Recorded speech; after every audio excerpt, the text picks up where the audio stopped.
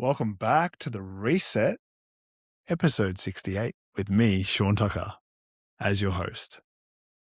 How often do you operate from a place of chaos versus being in the eye of the storm? We just had a storm rip through here where I live in Melbourne, and it wasn't a crazy storm, but there was a moment where I took my dog for a walk and it went dead silent. It went dead quiet.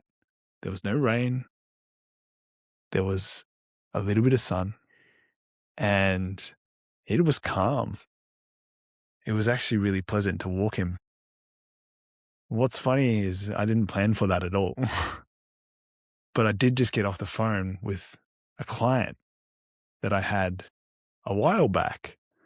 And one of the things that's stopping this client from moving forward is not just taking action, is actually facing the fear on the action that they need to take to move forward. Because everyone is taking action.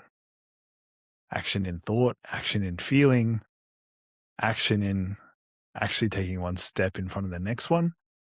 But is it in alignment with your highest, almost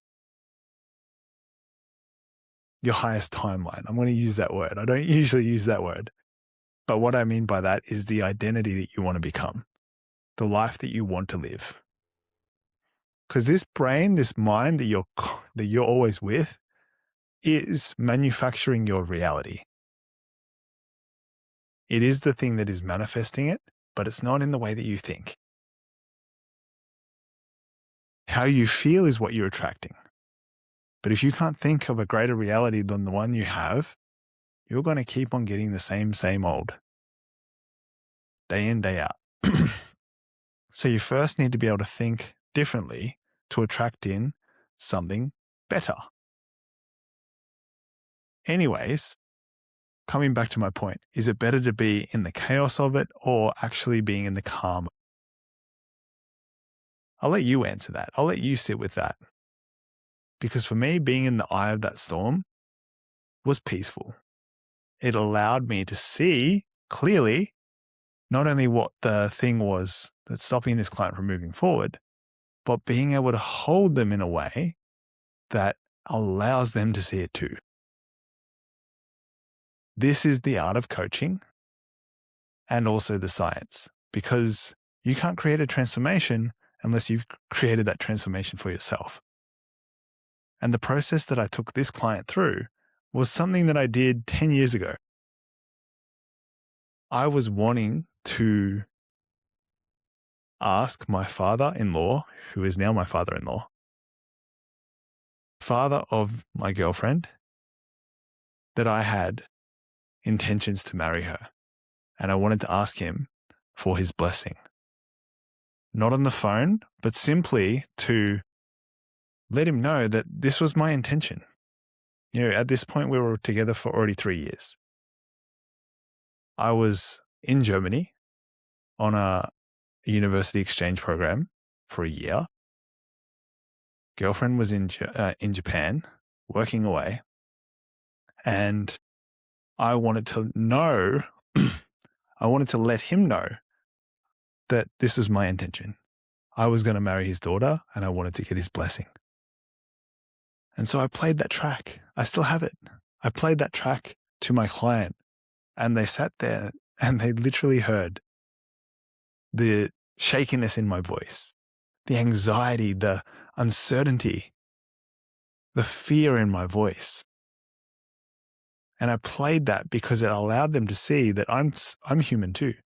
If I want to go get what I want, I got to face and overcome those things that are holding me back. And it's those little permission pieces that give other people, especially your clients, permission to do just like what you have. But very often we hide these things. We keep them to ourselves because they're too personal. They're too vulnerable. And this is the thing about containment. When things are contained, right, You have every right to use whatever you have to use to help that person see that they're human too, that you are human as well. This is the beauty of coaching, but it's also what gets people into trouble, right? Because if you use it without containment, it's that storm that just rips shreds through the streets and through people's lives because it's coming from a place that is just chaos. There's no containment in that storm. Being in the eye of the storm allows you to see everything clearly, allows you to be calm as well as charged. And having that awareness and maintaining that awareness allows you to create and facilitate from a place of being detached from any outcome. I mean, if I was that storm, I wouldn't know if that house in front of me is going to get ripped into shreds or if it's going to be spared. It's not my decision. It's not even in my power to, make it happen and make it rip into shreds. It is my job to just keep spinning, keep going, maintain that level of chaos.